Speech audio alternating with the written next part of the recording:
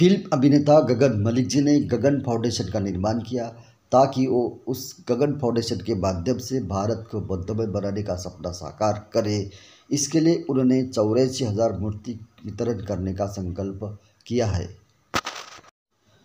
लेकिन सवाल ये है कि क्या 84,000 मूर्तियाँ का वितरण करने से भारत बौद्धमय होगा, क्योंकि गगन मलिक फाउंडेशन ने भारत के किसी भी भिक्षु संघ के साथ कोई भी समन्वय नहीं रखा, ना उनसे मीटिंग की, ना उनसे कोई नियोजन किया। भारतवर्ष के बौद्ध संघ का ये मानना है कि गगन मलिक फाउंडेशन ने भिक्षु संघ के साथ नियोजनबद्ध कार्यक्रम करना चाहिए, तभी भारत बुद्धमय हो सकता है। इस विषय को लेकर भदंत हर्षबोधि के साथ एक खास मुलाकात की गई। दर्शकों, आज हमारे साथ है भदंत हर्षबोधि। हम इनसे जानना चाहेंगे कि गगन मलिक फाउंडेशन द्वारा पूरे भारतवर्ष में 84,000 मूर्तियों का वितरण किया जा रहा है, और क्या इससे भारत बुद्धमय होगा ये मूर्ति वितरण करके? क्या प्रतिक्रिया रहेगी साहब? आपके चैनल के माध्यम से सभी भी जितने देखने वाले लोग हैं उनसे अनुरोध करता हूँ, उनको मंगल कामना करता हूँ, उनको धन्यवाद प्रदान करता हूँ। और मैं आपके चैनल के माध्यम से कहना चाहता हूँ कि आपने जो पूछा है कि गगन मलिक फाउंडेशन के माध्यम से जो मूर्तियाँ बांटी जा रही है उनका क्या है, तो मैं ये कहना चाहता हूँ कि भगवान बुद्ध की मूर्तियाँ बांटना अच्छा है, बुद्ध का प्रचार प्रसार करना अच्छी बात है, हमारा उससे कोई द्वेष नहीं है। परंतु जिस तरह गगन मलिक जी भारत बुद्धमय करने का आह्वान करते हैं, ऐलान करते हैं, तो मेरा मानना ये है कि केवल बाबा बुद्ध की मूर्तियाँ बांटने से भारत बुद्धमय तो नहीं होगा, परंतु भारत बुद्धमय करने के लिए उनकी क्या प्लानिंग है, उन्होंने क्या सोचा है, ये थोड़ा सा क्लियर करना चाहिए। साथ ही साथ गगन मलिक जी ने जितने भी बौद्धों की विरासत है, चाहे बुद्ध गया हो, चाहे दीक्षा भूमि हो, चाहे जन्मभूमि हो, ये विरासत ब्राह्मणों के कब्जे में है। उसके ऊपर कभी भी अपना विचार प्रकट नहीं किया कि बुद्ध को मिलना चाहिए। मेरा मानना है कि माननीय गगन मलिक एक अभिनेता है, उन्होंने बुद्ध का अच्छा रोल किया, बीच में चीवर भी पहना है, मैं मुझसे मिला भी हूँ।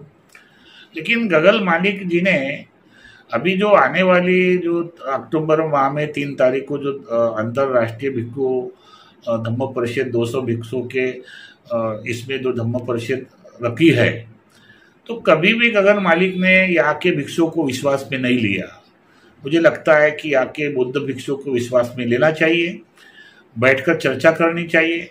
जहाँ तक मेरा सवाल है कि जब भी कार्यक्रम होता है तो अन्य पार्टी के लोग, जो राजनीतिक लोग हैं, बीजेपी के, विशेषतर बीजेपी के लोग ही निमंत्रित किया जाते हैं, और करना भी चाहिए। ऐसा है कि कोई मुख्यमंत्री, कोई उप मुख्यमंत्री बोलना चाहिए, लेकिन उद्देश्य क्या है ये स्पष्ट होना चाहिए।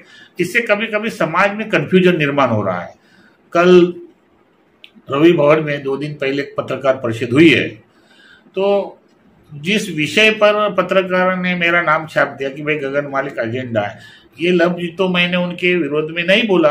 आपके चैनल के माध्यम से 66वें धम्मचक्र परिवर्तन दिन के अवसर पर सभी दर्शकों को आह्वान करना चाहता हूँ।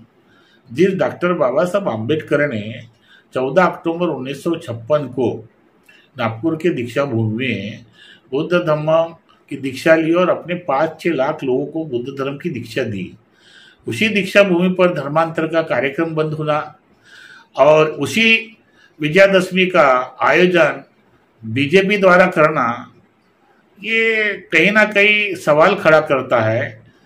आने वाले 3 अक्टूबर को जो अंतर्राष्ट्रीय धम्म परिषद हो रही है सुरेश सभागृह भट्ट में, तो उसके कई लोग आयोजक है। आप अपने धम्मवासियों को देंगे, और क्या प्रतिक्रिया आपकी रहेगी इस विषय को लेकर? मेरी प्रतिक्रिया इस तरह से रहेगी कि विजयादशमी के दिन बाबा साहब ने धर्मांतर किया, ये हमारे लिए बहुत बड़ी ऊर्जा का दिन है, स्वाभिमान का दिन है, हमारे पहचान का दिन है, हमारे अंतर मन में विचारों में परिवर्तन का दिन है, इसलिए उसके उपलक्ष्य में मैं सभी भारतवासियों को शुभेच्छा ही देना चाहूँगा। बल्कि दूसरी बात ये कहूँगा कि हर साल दीक्षा भूमि पर धम्मचक्र परिवर्तन दिन मनाया जाता है। लेकिन जो लोग आते हैं, बाबा साहब ने धर्मांतर किया इसलिए वो श्रद्धा सुमन उनकी ऊर्जा लेने के लिए आते हैं। इतने तादाद पर भीड़ आती है, परंतु उस समिति के माध्यम से उन लोगों को कन्विंस करके बाबा साहब का धर्मांतर का उद्देश्य क्या था, बाबा साहब ने बौद्ध धर्म क्यों स्वीकार लिया, वो जनमानस के बीच प्रचार नहीं हो रहा है। लोग आते जाते यात्रा का रूप दे रहा है। बाबा साहब ने धर्मांतर किया तो उन्होंने कहा कि यात्रा का रूप नहीं होना चाहिए। धर्मांतर एक स्वाभिमान की लड़ाई है, मानव अधिकार की लड़ाई है। तो जितने भी बाबा साहब के लोग उनको नमन करने के लिए आते, उस भूमि को चूमने के लिए आते, ऊर्जा लेने के लिए आते, तो वहां पर देखा जा रहा है कि ऐसा समिति के पास ऐसा कुछ प्रोग्राम नहीं है, ऐसा कुछ विजन नहीं है कि आने वाले 33-37 साल हो रहे फिर भी ऐसा परिवर्तन नहीं हो रहा है। डॉक्टर बाबा साहब का धर्मांतर एक मानव अधिकार की लड़ाई है अपने आप में।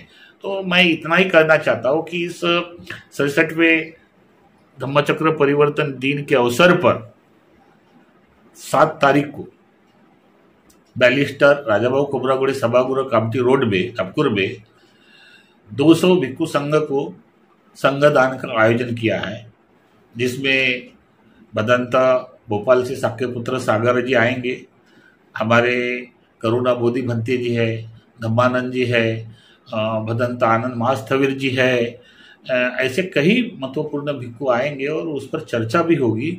और आपके चैनल के माध्यम से एक और बात कहना चाहता हूँ, लोगों के लिए निवेदन है मेरा कि भारतीय भिक्खु संघ को, भिक्खुनी संघ को संगठित करने के लिए संभवत दिसंबर माह में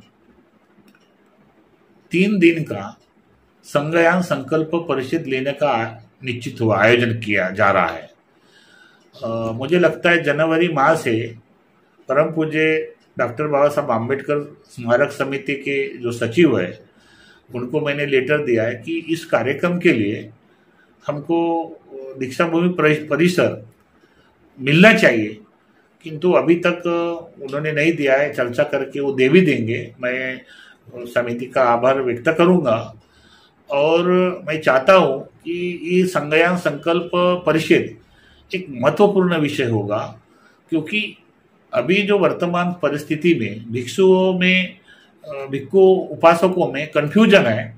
जैसे अभी मैंने आपको पहले ही बताया कि गगन मालिक फाउंडेशन के माध्यम से धम्म परिषद हो रही है और माध्यम से धम्म परिषद हो रही है और तरह से धम्म परिषद हो रही है। मैं ये जानना चाहता हूँ कि जो अबौद्ध है वो बौद्ध का नेतृत्व कर रहे हैं और जो बौद्ध है उनको प्रॉब्लम क्रिएट हो रहे हैं। जैसे हमारी कोई व्यक्तिगत दुश्मनी नहीं है, हम भाईचारा स्थापित करना चाहते हैं। उन्होंने स्वयं चिवर लिया है, तो उन्होंने चिवर की गरिमा को देखकर भिक्खु संघ को विश्वास में लेकर, भारत के भिक्खु संघ को बिठाकर अच्छे लोग लेकर काम करेंगे तो हम भी उसको सपोर्ट करेंगे। अगर आप लोग बुद्ध भिक्खु के नाम से, बुद्ध समाज के नाम से इस तरह से काम करेंगे तो हम लोग शांत नहीं बैठेंगे और ये कंफ्यूजन उन्होंने दूर करना चाहिए। मैं आज ही उनको 2 बार फोन किया था लेकिन मेरा फोन नहीं उठाया। मैंने उनके मैसेज भी दिया कि गगन मालिक जी, मैं आपसे चर्चा करना चाहता हूँ, क्योंकि ये जो वातावरण भारत महाराष्ट्र में क्रिएट हो रहा है, आप मूर्तियां बांट रहे, जगह जगह मूर्तियां दे रहे, अच्छी बात है, बहुत अच्छा काम कर रहे हैं आप, लेकिन साथ ही साथ उसके अपोजिट में उसका इनपुट आउटपुट क्या है, इस पर आपको चिंतन करना है। आपको लोगों में विश्वास दिलाना पड़ेगा, आपको विश्वास में लेना पड़ेगा। और इसके लिए मैं आप सभी के, आप चैनल के माध्यम से, दोनों चैनल के माध्यम से मैं पुनः एक बार आह्वान करता हूं कि इस धम्मचक्र परिवर्तन दिन के उपलक्ष्य में नागपुर के दीक्षा भूमि पर आते हैं, अधिक से अधिक लोग आते हैं।